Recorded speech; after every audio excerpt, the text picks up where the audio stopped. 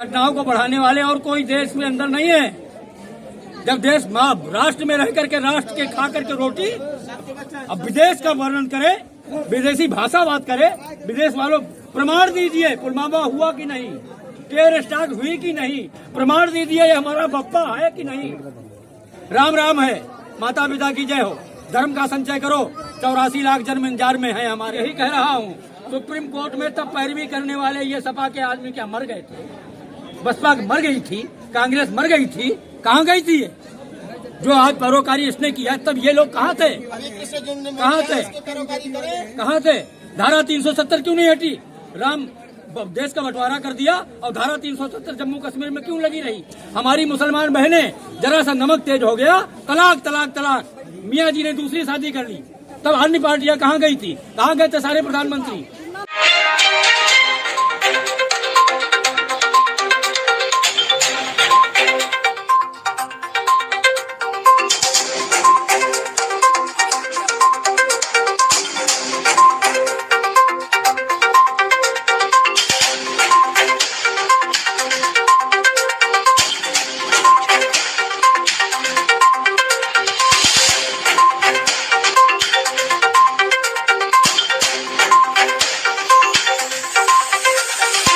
हिंदू राष्ट्र बनाना मुश्किल है। आप 15 आदमी मिलकर के अपने देश को इस्लामिक देश से घोषित कर सकते हो।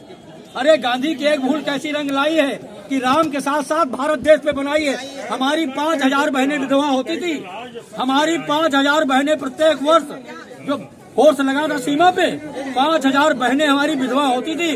राष्ट्र के लिए तिरंगे में लपेट के हमारे जवान आते थे। जब से मोदी सीट पर बैठा है, 500 जवान भी नहीं आते लपेट के। हमारे देश की बहनी की चूड़ियां अमर हो गई।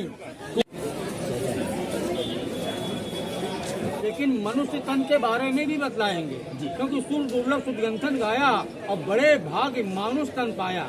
हमारे पूर्ण प्रबल हुए तो हम पशु से पुरुष बन गए। हमारे जब पूर्ण और प्रबल हुए तो हम पुरुष से पति बन गए। हमारे पूर्ण जब और प्रबल हुए तब हम पति से पिता बन गए। हमारे पूर्ण जब और प्रबल होंगे तब हम पिता से परमेश्वर के चरणों में जाएंगे। जिनका पूर्ण उदय नहीं हुआ अभी, वो पशु तन में है। जिनका पूर्ण उदय हुआ, वो पूर्ण प्रबल नहीं था, वो पुरुष बन के मृतलोक से जा रहे हैं, पति नहीं बन पाए, क्योंकि धर्मपत्नी कोई शॉपिंग सेंटर पे नहीं मिल रही है जहाँ से जाके हम ले आवेंगे। हमारी पूर्ण की प्रबलता से हमको पुरुष से पति बनने का अवसर मिला, और हमारे जब पूर्ण और प्रबल हुए तब हमारी पदोन्नति हुई, हम पति से पिता बन गए। बहुत से लोग पति बन के मृत्यु लोक से जा रहे हैं, पिता बनने का अवसर नहीं मिला उनको। डॉक्टरों से, दवाइयाँ से, विद्या से, बुद्धि से, ताकत से कोई पति से पिता नहीं बनता। पूर्ण की प्रबलता से हम पति से पिता बन गए, और पूर्ण की प्रबलता से हम पिता से परमेश्वर के चरणों में जाएंगे। तो ये धर्म, अर्थ, काम, मोक्ष 4 चीजें भगवान ने हमको दी हैं, मानव तन को दिया है, और 4 चीजें भगवान ने अपने हाथों में लिया है, शंख, चक्र, गदा, पद्म। तो शंख का काम है बाजना, चक्र का काम है काटना, गदा का काम है धर्म की रक्षा करना, अधर्मियों को दंड देना, पद्म का काम है लक्ष्मी बन के सबका पालन करना। तो भगवान ब्रह्मा जी के पास 88,000 ऋषि जाकर के प्रार्थना करते हैं कि भगवान समय तो समय है, आपने समय को 4 नामों से संबोधित क्यों किया? ये सतयुग, ये त्रेता, ये द्वापर, ये कलयुग, इस पे मुझे ज्ञान दीजिए महाराज। तो ब्रह्मा जी ने ऋषियों से कहा, सुनो ऋषियों, ये सृष्टि का जो संचालन है वो 3 गुणों से है, सतोगुण, रजोगुण, तमोगुण। जिस युग में जिस गुण की प्रधानता अधिक है, उसी गुण के अनुरूप उसका नामों का संबोधन है। जब सतयुग होगा तो पूर्ण विश्वा होगा, हर प्राणी सत्यवादी होगा, सतोगुण प्रधान होगा। जब त्रेता युग आएगा तो 15 विषय पूर्ण होगा, 5 विषय पाप होगा, रजोगुण प्रधान होगा, राजा राम होंगे, राजा रावण होगा। 5 विषय पाप के आने के कारण प्राणी की आयु का 1 जीरो हट जाएगा, प्राणी की आयु 10,000 वर्ष रहेगी। जब द्वापर युग आएगा तो 10 विषय पाप होगा, 10 विषय पुण्य होगा, आधा सत होगा, आधा असत होगा। रजोगुण और तमोगुण ये मिश्रित होगा। 10 विषय पाप के आने के कारण प्राणी की आयु का 1 जीरो हट जाएगा, प्राणी की आयु 1000 वर्ष रहेगी। जब कलयुग आएगा तो 19 विषय पाप होगा, 1 विषय पुण्य होगा, सतोगुण और रजोगुण ये यत् किंचित होगा। करोड़ों में से कहीं कोई एक सत्यवादी होगा, करोड़ों में से कहीं कोई एक ऐसा राजा होगा जो प्रजा के तन मन धन को निछावर करे। अत्यधिक होगा तमोगुण, झूठा लेना, झूठा देना, झूठा भोजन, झूठ चबेना। 19 दूसरे पाप के आने के कारण प्राणी की आयु का 1 जीरो हट जाएगा, प्राणी की आयु 100 वर्ष की रहेगी। तो 88,000 ऋषियों ने कहा, पितामह हमें ये ज्ञान दीजिए, ऐसा कठिन कराल कलिकाल का जब समय आएगा तो प्राणीगण कैसे होंगे? बोले प्राणीगण कैसे होंगे? माता पुत्र पिता हंती गुरु द्रोही अधार्मिका। माता पिता का पुत्र मार डालने वाले जन्म लेंगे। गुरु द्रोही अधार्मिका, गुरु लोग द्रोहियों और अधार्मिकों की रक्षा करेंगे। दुष्ट कपट कुचाली बंधुवर्गीय विरोधी, ब्राह्मण कपट और कुचाल की ओर जाता नजर आएगा। बंधुवर्गीय विरोधी, भाई अपने भाई का विरोध करेगा। सुत पितु ग्रहवासी उद्रपाली विशेषम, जिस पुत्र को माता पिता विद्या देकर के बड़ा करेंगे वो पितु ग्रहवासी ससुराल पक्ष का निवासी होगा। उद्रपाली विशेषम, नहीं गुरु सेवा अधर्म मार्ग प्रवृत्ति। गुरु गौ ब्राह्मण माता पिता की सेवाएं नष्ट हो जाएंगी, जीव का मार्ग अधर्म की ओर होगा। ऐसा सुनकर के 88,000 ऋषियों का दिल दहल गया कि महाराज ऐसा कठिन कराल कलिकाल का जब समय आएगा तो साधकगण कहाँ जाएगा? साधना करे उसे सिद्धि की प्राप्ति हो, जाने अनजाने सारे पाप उसके नष्ट हो जाएं। ऐसी भूमि बतलाइए, वहाँ हम 88,000 ऋषिगण यज्ञ करना चाहते हैं। ब्रह्मा जी ने क्षण मात्र के लिए शिव जी को ध्यान किया। अथम धात्वा क्षणे मात्रम पद्म योनि पितामह, संसार परम चक्रम विष्णु चक्रेत विस्तृतम। संसार रूपी चक्र से मुक्ति देने के लिए पितामह ब्रह्मा ने अपने मन के द्वारा एक ब्रह्म मनोमय चक्र को उत्पन्न किया और चक्र भगवान को आज्ञा दिया कि सारे भूमंडल का भ्रमण करें। जो भूमंडल कलयुग में भी साधक को साधना से सिद्धि प्रदान कर सके, वो भूमि इन 88,000 ऋषियों को प्रदान करें। ये वहाँ यज्ञ करना चाहते हैं। तो वो चक्र हमारा पुष्कर से चलता है, क्योंकि तीर्थों के जो गुरु हैं वो पुष्कर हैं और ब्रह्मा जी का जो स्थान है वो भी पुष्कर में है। वो चक्र वहाँ से चलता है।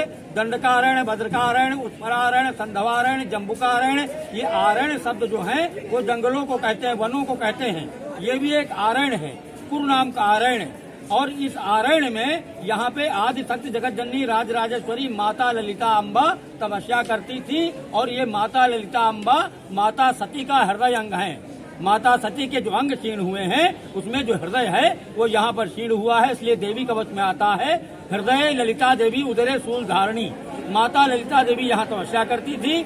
आज जो ये चक्र कुंड कहलाता है, पूर्व काल में आदि काल में ये यज्ञ कुंड हुआ करता था। इसके कोण 8 हैं, अष्टकोणीय यज्ञ कुंड था। तो जब चक्र यहाँ से गुजरने लगा तो चक्र की शक्ति क्षीण होने लगी। चक्र धीरे धीरे आकाश मंडल से पृथ्वी पे उतरने लगा। उतरते समय श्री चक्र भगवान ने 88,000 ऋषियों को आकाशवाणी किया कि पंचकोशे प्रमाणे नाम एते नैमिष मंडले। हे 88,000 ऋषिगण, जहाँ मैं विराजमान होने जा रहा हूँ, मुझसे 5 कोश के अंतराल में पूरब पश्चिम उत्तर दक्षिण यहाँ बैठ के जो साधक साधना करेगा उसे सिद्धि की प्राप्ति अवश्य होगी। इतना कहने के बाद चक्र की जो नेमी है, सेंट्रल पॉइंट धुरी, वो इसी हवन कुंड में क्षीण हो गई। नेमी शीरते तत्र नैमिषे, और आरण्य मिलाकर तीर्थ का नाम हुआ नैमिषारण्य। तो चक्र का काम है काटना, शंख का काम है बाजना, गदा का काम है धर्म की रक्षा करना, अधर्मियों को दंड देना, पद्म का काम है लक्ष्मी बन के सबका पालन करना। तो जब चक्र गिरा तो उसने पृथ्वी का भेदन प्रारंभ कर दिया। पृथ्वी में 7 पाताल हैं, अतल, वितल, सुतल, तल, तलातल, रसातल, महापाताल। तो जो चक्र भगवान थे वो 6ठे पाताल पे पहुंच गए। गंतुम चैव रसातलम, रसातलम गतश्चैव सर्वदेव विस्मितम। जब श्री चक्र भगवान रसातल में पहुंच गए तो सारे देवताओं का ध्यान विस्मित हो गया, टूट गया। 88,000 ऋषियों ने ब्रह्मा जी को ध्यान किया कि हे पितामह, इसकी शक्ति को धारण करें। इसने 6 पातालों का भेदन कर दिया। 7वां महापाताल यदि टूट गया तो जलमय हो जाएगा महाराज, तपस्या कहाँ करेंगे? तो ब्रह्मा जी ने कहा, इसको शक्ति की धारण करने की शक्ति हमें नहीं है। आप लोग आदि शक्ति जगत जननी राज राजेश्वरी माता ललिता अम्बा की शरण में जाएं। वो आदि शक्ति है, उन्हीं का ये यज्ञ कुंड है, वही इसकी शक्ति को धारण कर सकती है। तो 88,000 ऋषियों ने जाकर के माता ललिता अम्बा का पूजन किया। माँ प्रसन्न हुई। माँ ने कहा, क्या चाहते हो? बोले, हम आपके बालक हैं माँ, यज्ञ के लिए पधारे हैं, हमें अपनी शरण में लीजिए, इसकी शक्ति को धारण कीजिए। तो माता ने दाहिने हाथ से चक्र की शक्ति को 6 पाताल पे हस्तगत कर दिया। जल की धार निकल करके आदि गंगा गोमती में गई और 88,000 ऋषियों ने 1000 वर्ष तक अपना ज्ञान यज्ञ यहाँ संपन्न किया। इसीलिए बाबा तुलसीदास जी ने बालकांड रामायण में लिख दिया, तीर्थ वर नैमिष विख्याता अति पुनीत साधक सिद्धाता। ये तीर्थ नहीं है, तीर्थों में वर है। वर कहते हैं दूल्हे को या कहते हैं श्रेष्ठ को। और ये पुनीत भी नहीं है, ये अति पुनीत साधक सिद्धिदाता। साधक को यहाँ से सिद्धि प्राप्त होती है। इसके उपरांत भगवान ब्रह्मा ने 4 युगों के 4 तीर्थों का वर्णन किया, 4 युगों के 4 दानदाताओं का वर्णन किया। सतयुगे नैमिषारण्ये त्रेतायाम च पुष्करे द्वापरे कुरुक्षेत्रे कलह गंगा प्रवर्तते। सतयुग में तीर्थ नैमिषारण्य हुआ, त्रेता में तीर्थ पुष्कर हुआ, द्वापर में तीर्थ कुरुक्षेत्र हुआ, कलयुग में तीर्थ माँ गंगा हुई। सतयुगे बलिदाता त्रेतायाम रघुनंदने, द्वापरे करणदानी कलह भोज दिवांगना। सतयुग में राजा बलिदानी हुए, त्रेता में राजा रामदानी हुए, द्वापर में राजा करणदानी हुए और कलयुग में राजा भोजदानी हुए। तो हमारा आपका 83,99,999 जन्मों की आहुति देने के बाद ये शरीर हमें प्राप्त हुआ है और ये शरीर हीरा है और बुद्धि जौहरी है, समय सौदागर है। समय रहते धर्म का संचय करने के लिए शादी करने वाली का नाम है धर्म पत्नी। और ये सतयुग में भी धर्म पत्नी थी, त्रेता में भी धर्म पत्नी थी, द्वापर में भी धर्म पत्नी थी। आज कलयुग आया है तो कलयुग में भी हमारी बहनों का विवाह के बाद नाम धर्म पत्नी है। इसलिए पुनर्मित्रम पुनर्मित्रम पुनर्भार्या पुनर्मही एतद लाभम पुनः पुनः पुनः शरीरम पुनः पुनः। प्रेम बोले माता पिता की जय। हाँ, नैमिषारण्य मतलब सेंट्रल पॉइंट। जैसे कोई यहाँ नाचता है तो उसकी जो धुरी होती, व्हील होता है जो, उसकी चक्र की नेमी यहाँ पर क्षीण हुई और आरण्य ये पूर्व काल से था। नेमी शीरते तत्र नैमिषे और आरण्य मिला के तीर्थ का नाम नैमिषारण्य हुआ। आप भारतीय जनता पार्टी का जो है चुनाव चिन्ह में लगाए हैं, तो अभी चुनाव सीतापुर में संपन्न हो गया। अरे क्या लगता है इसके विषय में आपको हम क्या बताएं। 70 साल हो गए देश को आजाद हुए। राम की परिभाषा जानते हो क्या है? राम राम सब कोई कहे, राम न चीन्हे कोय। जितनी श्वास है राम की उतनी होनी होए। एक श्वास जो अंदर से अंदर आ रही ये राह है जो रघुकुल की है, और दूसरी श्वास जो बाहर जा रही ये माँ है जो मिथिला की है। अरे इस राम मंदिर के लिए हमको 70 साल लग गए। राम में 2 अक्षर है ना। आपका जन्म कहाँ से हुआ? माता। संबोधन किसका किया? पिता। आपके सबसे ऊपर क्या है? सर, माथा, बाल, आँख, नाक, कान, मुंह, दांत, गला, छाती, हाथ, पेट, पैर, हाड़, मांस, खून, मर। 2 ही अक्षर तो हैं। तब सिया राम मैं सब जग जानी और करऊं प्रणाम जोर जग पानी। अरे चोरों के हाथों में हमारा देश था। अब हमारा राष्ट्र का कोई ऐसा नायक आया जिसने विदेशों को सल्यूट करने में मजबूर कर दिया। आज विदेश सल्यूट कर रहे हैं हमारे देश को। और ये देवालय है। सारे देवता भारतवर्ष में निवास करते हैं। पहले क्या था? पेट भरो, पेटी भरो, होटल में खाओ, हॉस्पिटल में मरो। सुप्रीम कोर्ट में तब पैरवी करने वाले ये सपा के आदमी क्या मर गए थे? बसपा मर गई थी, कांग्रेस मर गई थी। कहाँ गई थी ये?